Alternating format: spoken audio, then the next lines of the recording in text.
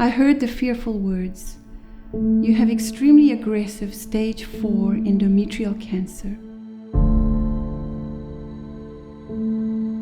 My name is Alison, and 5 years ago I left my home in South Africa to serve the Lord here at Wildwood Lifestyle Center.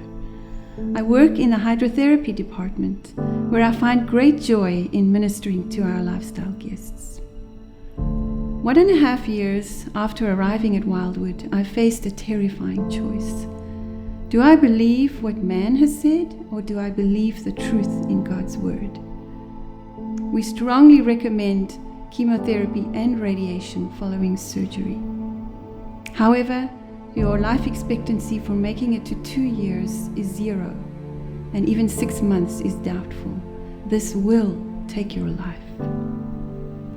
At the age of 16, I watched my mother suffering from the devastating effects of chemotherapy. Years later, I watched my 4-year-old son die from an inoperable brain tumor despite receiving radiation. I could not bring myself to agree to these treatments, especially since my surgeon could give me no guarantee that it would improve my survival rate. After surgery, I returned to my Wildwood family, began claiming God's healing promises, and cooperated with Him in the simple health program that my Wildwood physician worked out for me. God reassured me time and time again, "Daughter, your faith has healed you. Go in peace." I became a walking miracle, experiencing a level of health I could never have imagined. 1 year after surgery, my surgeon exclaimed, "I saw with my own eyes the cancer was everywhere.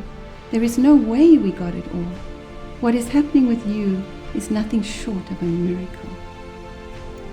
3.5 years after being given a death sentence, I rejoice in the gift of life and second chances.